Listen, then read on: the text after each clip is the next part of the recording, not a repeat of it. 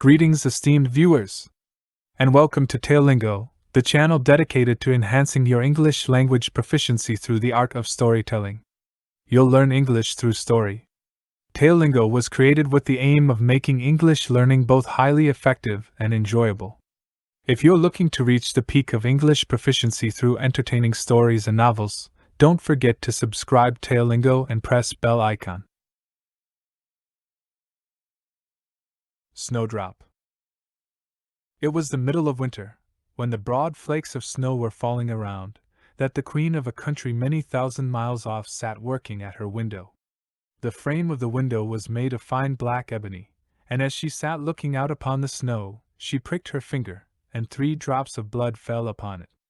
Then she gazed thoughtfully upon the red drops that sprinkled the white snow, and said, "Would that my little daughter may be as white as that snow, as red as that blood, and as black as this ebony window frame." And so the little girl really did grow up. Her skin was as white as snow, her cheeks as rosy as the blood, and her hair as black as ebony, and she was called Snowdrop. But this queen died, and the king soon married another wife, who became queen, and was very beautiful, but so vain that she could not bear to think that anyone could be handsomer than she was. She had a fairy-looking glass, to which she used to go, and then she would gaze upon herself in it, and say, "Tell me, glass, tell me true. Of all the ladies in the land, who is fairest, tell me, who?" And the glass had always answered, "Thou, queen, art the fairest in all the land." But Snowdrop grew more and more beautiful, and when she was 7 years old she was as bright as the day, and fairer than the queen herself. Then the glass one day answered the queen, when she went to look in it as usual, "Thou, queen, art fair, and beauteous to see, but Snowdrop is lovelier far than thee." When she heard this she turned pale with rage and envy, and called to one of her servants, and said, "Take Snowdrop away into the wide wood, that I may never see her any more." Then the servant led her away, but his heart melted when Snowdrop begged him to spare her life, and he said, "I will not hurt you, thou pretty child." So he left her by herself, and though he thought it most likely that the wild beasts would tear her in pieces, he felt as if a great weight were taken off his heart when he had made up his mind not to kill her but to leave her to her fate, with the chance of someone finding and saving her. Then poor Snowdrop wandered along through the wood in great fear, and the wild beasts roared about her, but none did her any harm. In the evening she came to a cottage among the hills, and went in to rest, for her little feet would carry her no further.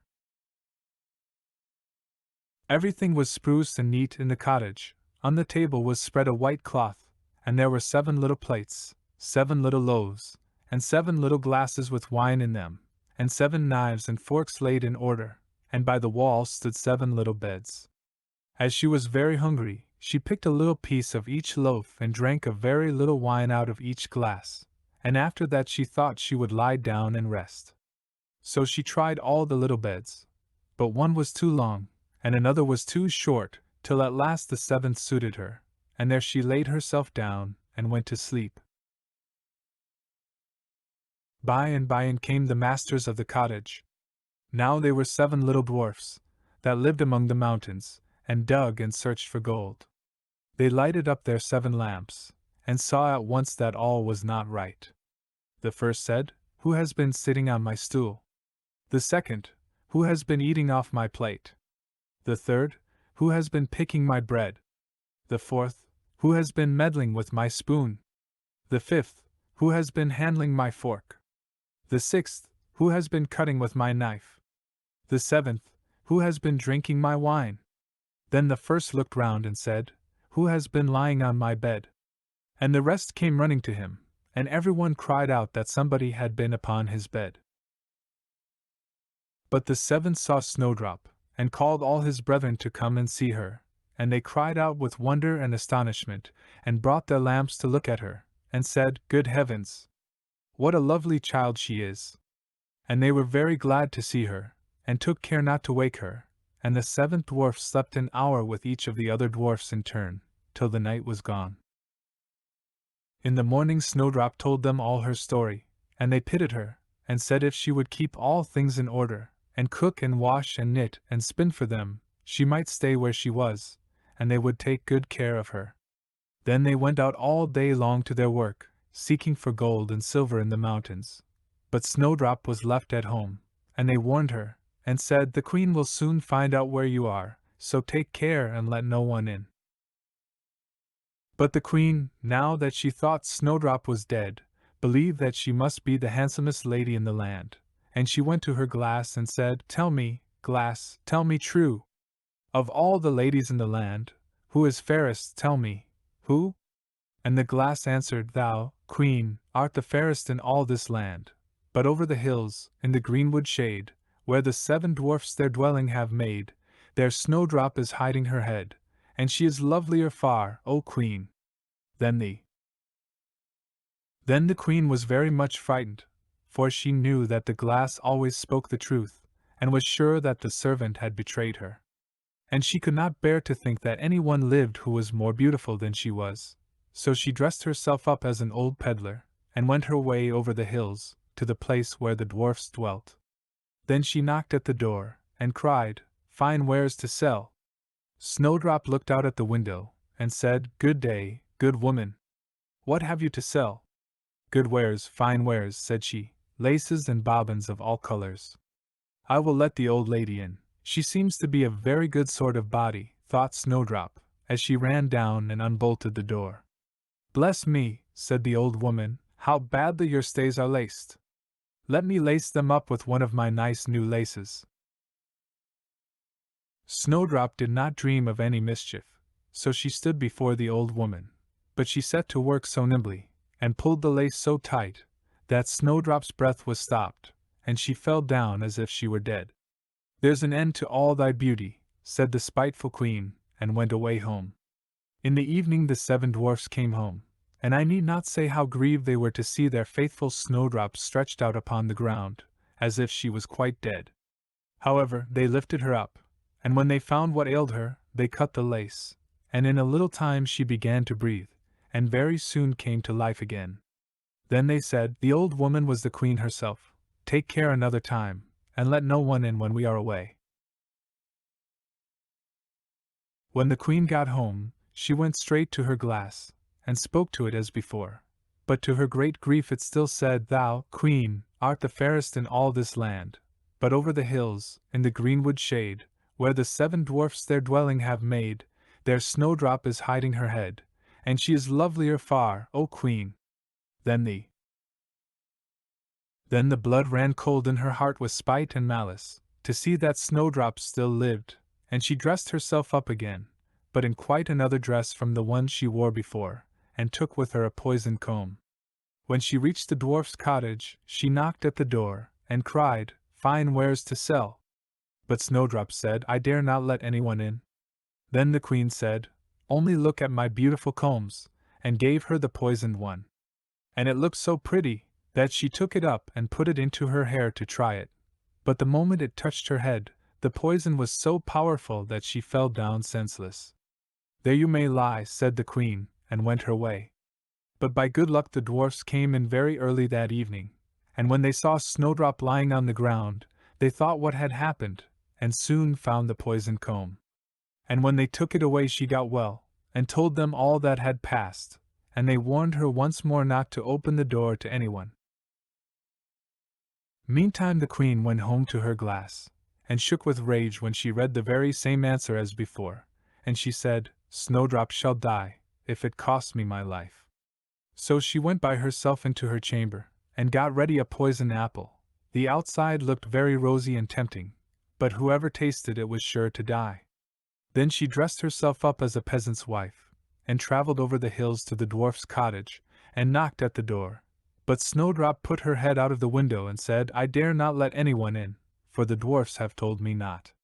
"Do as you please," said the old woman, "but at any rate take this pretty apple. I will give it you." "No," said Snowdrop, "I dare not take it." "You silly girl," answered the other, "what are you afraid of? Do you think it is poisoned? Come! Do you eat one part, and I will eat the other." Now the apple was so made up that one side was good, though the other side was poisoned. Then Snowdrop was much tempted to taste, for the apple looked so very nice, and when she saw the old woman eat, she could wait no longer. But she had scarcely put the piece into her mouth, when she fell down dead upon the ground. "This time nothing will save thee," said the queen, and she went home to her glass, and at last it said, "Thou, queen, art the fairest of all the fair." And then her wicked heart was glad, and as happy as such a heart could be. When evening came, and the dwarfs had gone home, they found Snowdrop lying on the ground. No breath came from her lips, and they were afraid that she was quite dead. They lifted her up, and combed her hair, and washed her face with wine and water, but all was in vain, for the little girl seemed quite dead. So they laid her down upon a bier, and all 7 watched and bewailed her 3 whole days, and then they thought they would bury her. But her cheeks were still rosy, and her face looked just as it did while she was alive, so they said, "We will never bury her in the cold ground." And they made a coffin of glass, so that they might still look at her, and wrote upon it in golden letters what her name was, and that she was a king's daughter. And the coffin was set among the hills, and one of the dwarfs always sat by it and watched. And the birds of the air came too, and bemoaned Snowdrop, and first of all came an owl, and then a raven, and at last a dove, and sat by her side. And thus Snowdrop lay for a long, long time, and still only looked as though she was asleep, for she was even now as white as snow, and as red as blood, and as black as ebony. At last the prince came and called at the dwarf's house, and he saw Snowdrop, and read what was written in golden letters. Then he offered the dwarfs money, and prayed and besought them to let him take her away, but they said, "We will not part with her for all the gold in the world." At last, however, they had pity on him, and gave him the coffin, but the moment he lifted it up to carry it home with him, the piece of apple fell from between her lips, and Snowdrop awoke, and said, "Where am I?" And the prince said, "Thou art quite safe with me."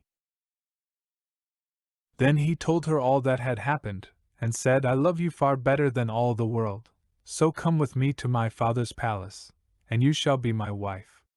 And Snowdrop consented, and went home with the prince, and everything was got ready with great pomp and splendor for their wedding. To the feast was asked, among the rest, Snowdrop's old enemy the queen, and as she was dressing herself in fine rich clothes, she looked in the glass and said, "Tell me, glass, tell me true. Of all the ladies in the land, who is fairest, tell me, who?" And the glass answered, "Thou, lady, art loveliest here, I ween, but lovelier far is the new-made queen." When she heard this she started with rage, but her envy and curiosity were so great, that she could not help setting out to see the bride. And when she got there, and saw that it was no other than Snowdrop, who, as she thought, had been dead a long while, she choked with rage, and fell down and died. But Snowdrop and the prince lived and reigned happily over that land many, many years, and sometimes they went up into the mountains, and paid a visit to the little dwarfs, who had been so kind to Snowdrop in her time of need. The End. The Pink. There was once upon a time a queen to whom God had given no children.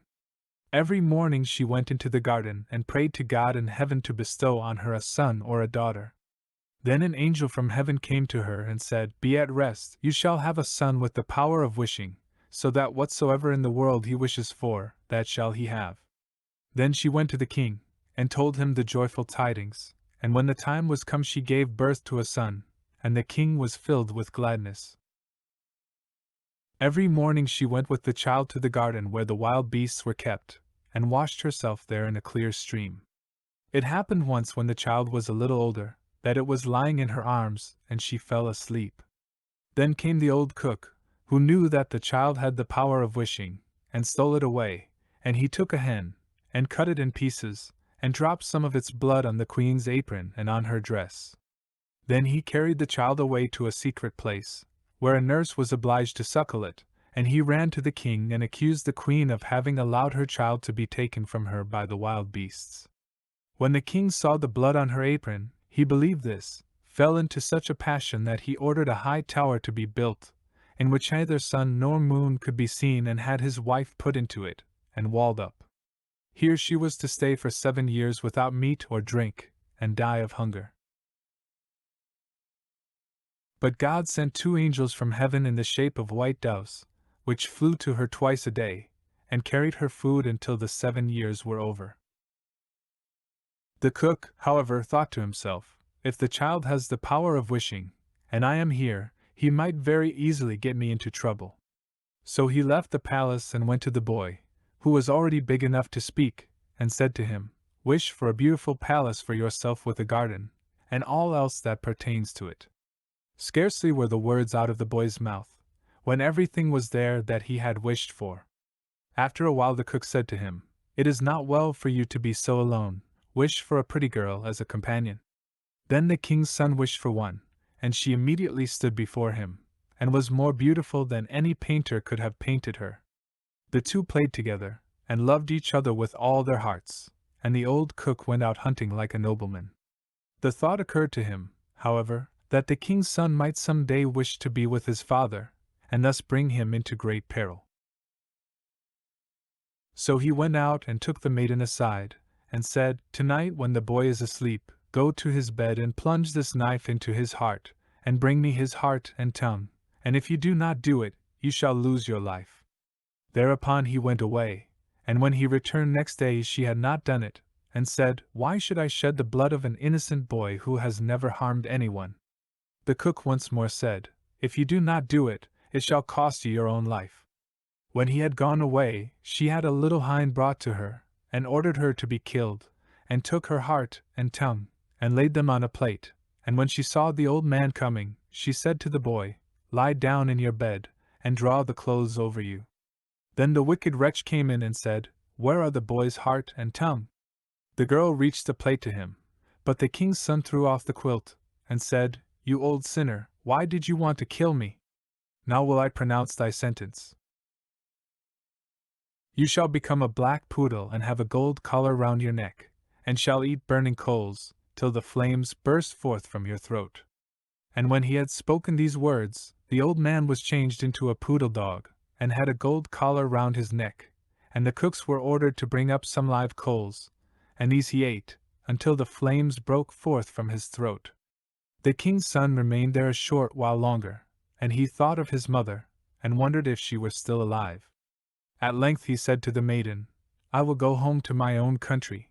If you will go with me, I will provide for you." "Ah," she replied, "the way is so long, and what shall I do in a strange land where I am unknown?" As she did not seem quite willing, and as they could not be parted from each other, he wished that she might be changed into a beautiful pink, and took her with him. Then he went away to his own country, and the poodle had to run after him. He went to the tower in which his mother was confined, and as it was so high, he wished for a ladder which would reach up to the very top. Then he mounted up and looked inside, and cried, "Beloved mother, Lady Queen, are you still alive, or are you dead?" She answered, "I have just eaten, and am still satisfied," for she thought the angels were there. Said he, "I am your dear son, whom the wild beasts were said to have torn from your arms. But I am alive still, and will soon set you free." Then he descended again, and went to his father, and caused himself to be announced as a strange huntsman, and asked if he could offer him service. The king said yes, if he was skillful and could get game for him, he should come to him, but that deer had never taken up their quarters in any part of the district or country. Then the huntsman promised to procure as much game for him as he could possibly use at the royal table.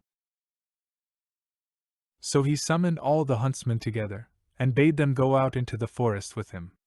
And he went with them and made them form a great circle, open at one end where he stationed himself, and began to wish.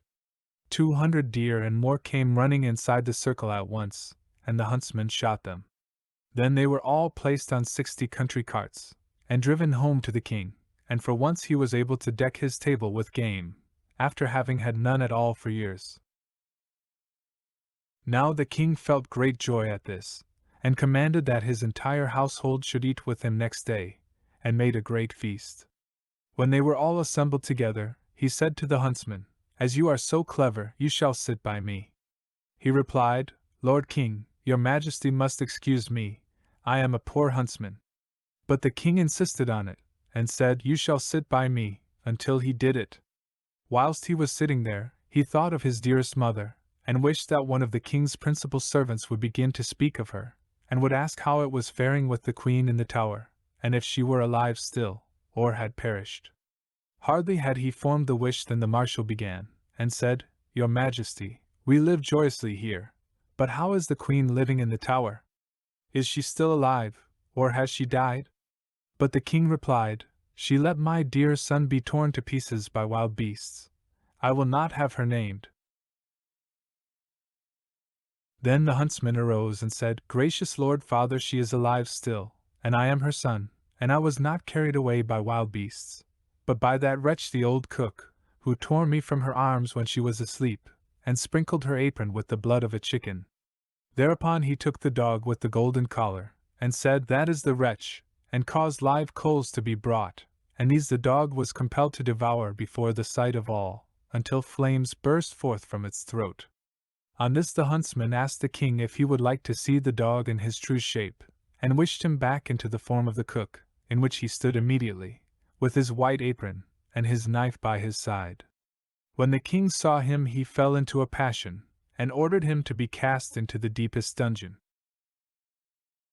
Then the huntsman spoke further and said, "Father, will you see the maiden who brought me up so tenderly and who was afterwards to murder me, but did not do it, though her own life depended on it?"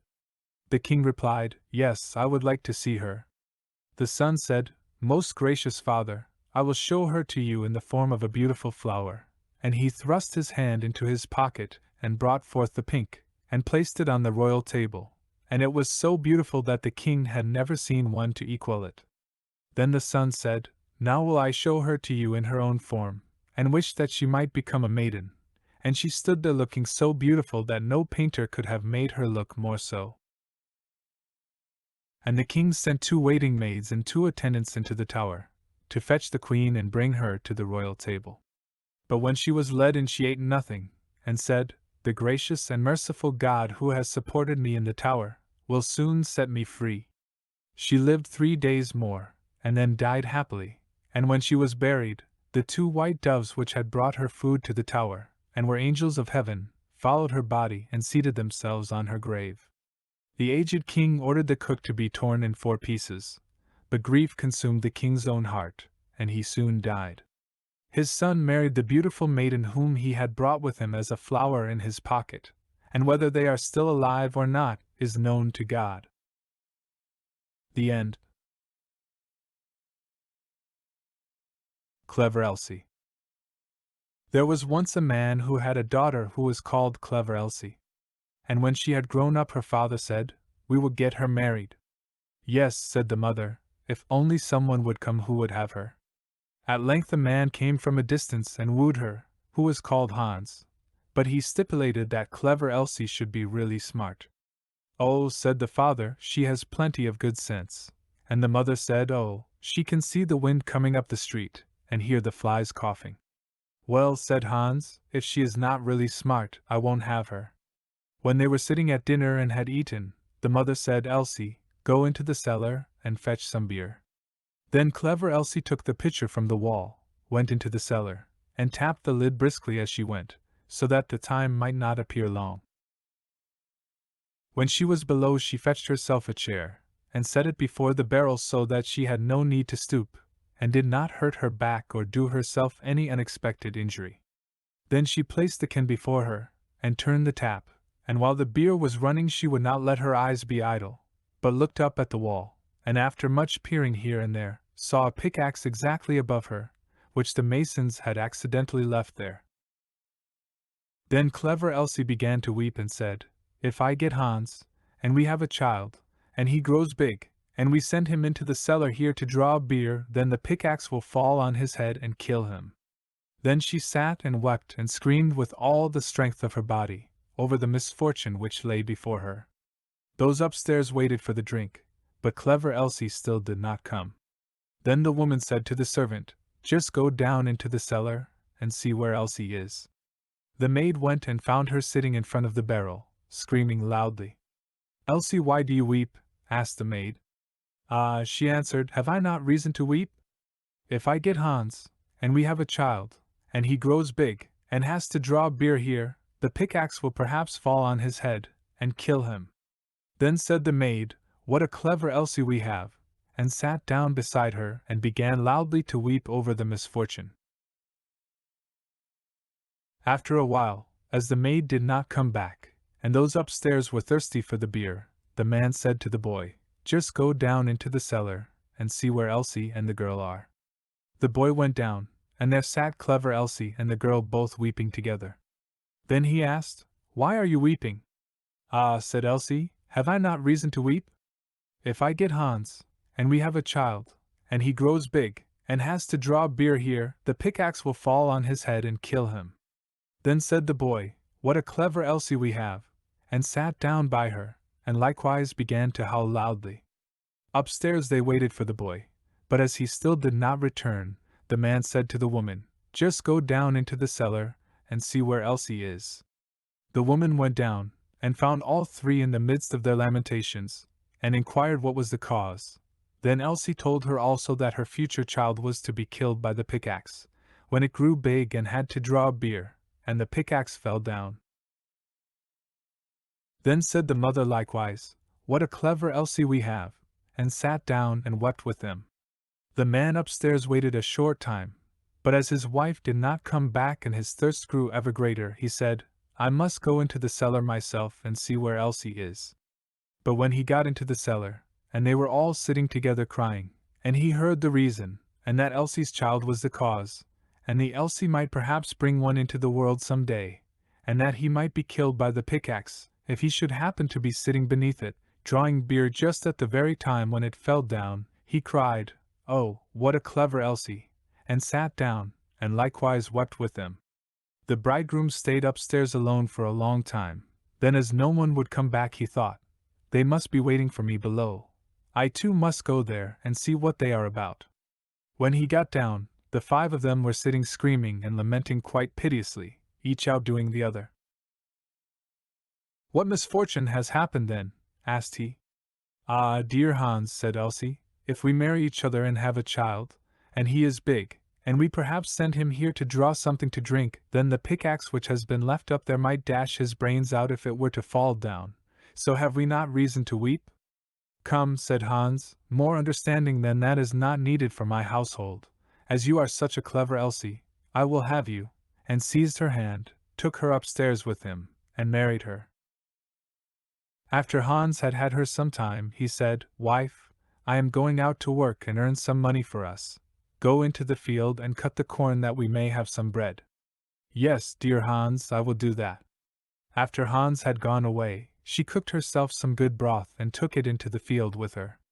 When she came to the field she said to herself, "What shall I do? Shall I cut first, or shall I eat first? Oh, I will eat first." Then she drank her cup of broth, and when she was fully satisfied, she once more said, "What shall I do? Shall I cut first, or shall I sleep first? I will sleep first." Then she lay down among the corn and fell asleep. Hans had been at home for a long time, but Elsie did not come. Then said he, "What a clever Elsie I have! She is so industrious that she does not even come home to eat." But when evening came and she still stayed away, Hans went out to see what she had cut, but nothing was cut, and she was lying among the corn asleep. Then Hans hastened home and brought a fowler's net with little bells and hung it round about her, and she still went on sleeping. Then he ran home, shut the house door, and sat down in his chair and worked. At length, when it was quite dark, clever Elsie awoke, and when she got up there was a jingling all round about her, and the bells rang at each step which she took. Then she was alarmed, and became uncertain whether she really was clever Elsie or not, and said, "Is it I, or is it not I?" But she knew not what answer to make to this, and stood for a time in doubt.